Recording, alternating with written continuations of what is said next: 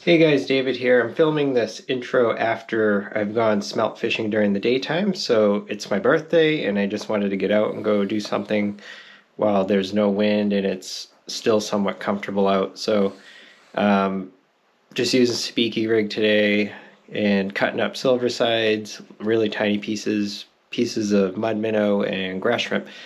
I put my water wolf camera down there, and I was hoping to have caught some smelt on camera and just sort of see how they react to pieces of bait in the water. So I hope you guys enjoy.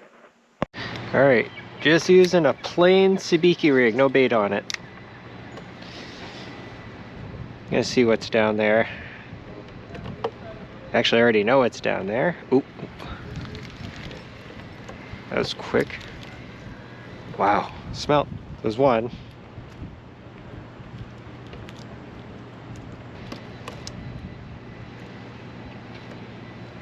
I'm just letting this thing fall very slowly down.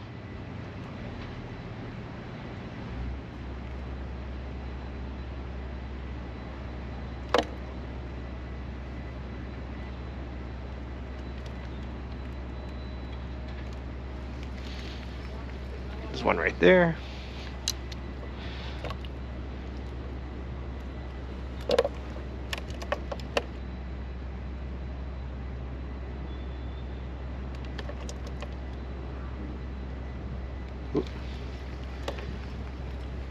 Ooh, that's a nice one right there.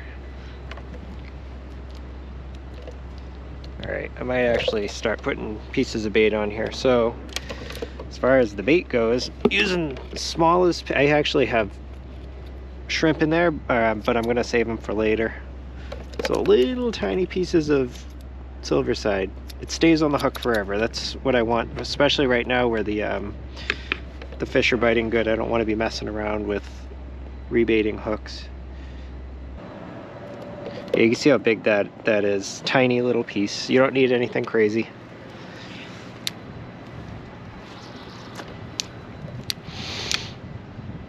Just gonna let it assist the bait to the bottom.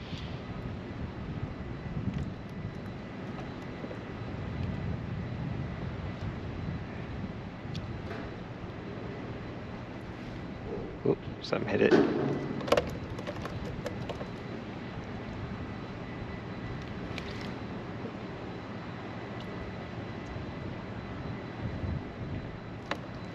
You feel little taps on the way down, like it feels like your sinker just stops, and that's when the smelter actually biting it. Right there. Oh, missed him again. A lot of small smelt down there.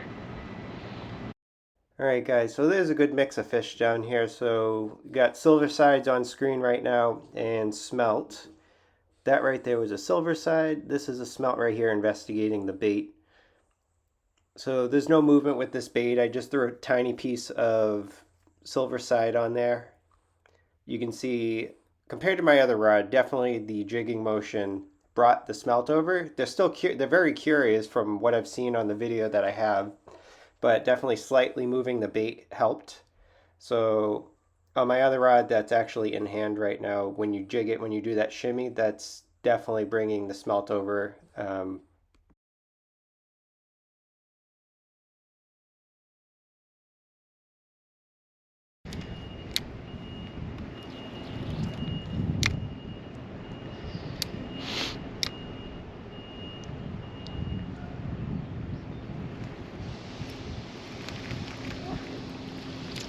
Sheesh.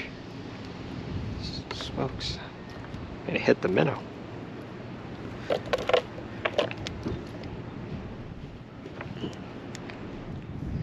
So here I switched out to a live 1-inch long mud minnow just to see what the reaction is from the smelt when they have some movement in the water as opposed to a small piece of cut up bait.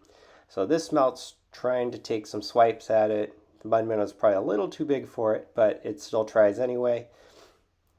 And he keeps coming back to try and grab this thing. You see here he actually grabs the tail end of the minnow. So this is where the size of the bait you can see really matters, because if it was a small grass shrimp or something, he would have definitely grabbed it. And here we have a smelt coming up to a piece of cut up silverside again. So very curious fish.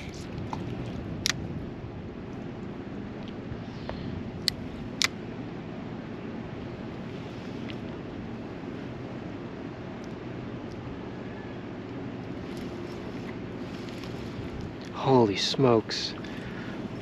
Look at that. Destroying them today.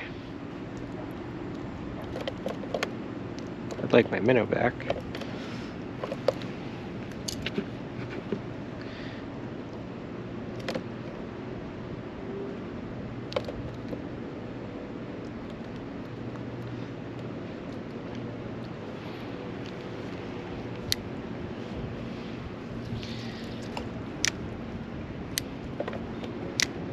So right here, this piece of cut silverside is drifting down, and you have the smelt right here coming up to investigate it.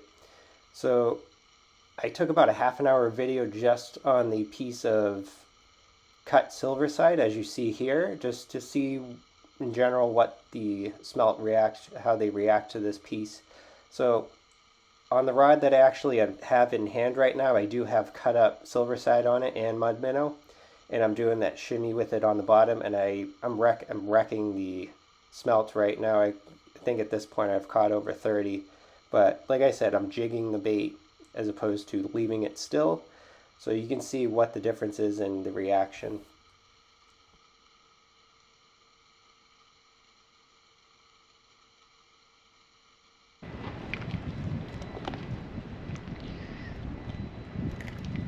Oh, there's a good one.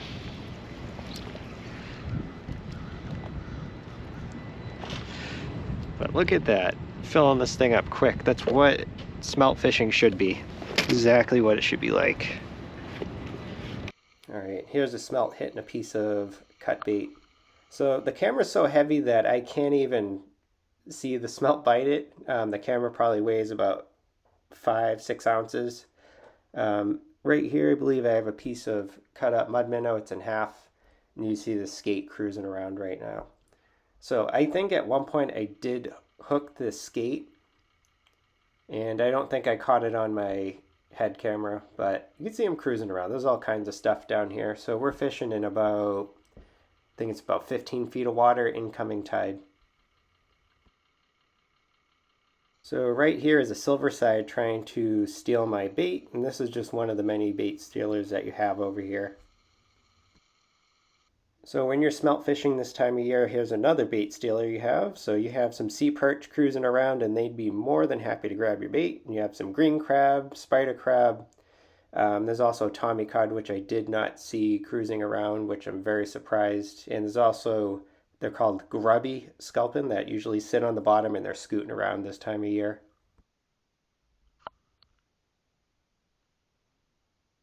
Okay guys, I hope you enjoyed the video.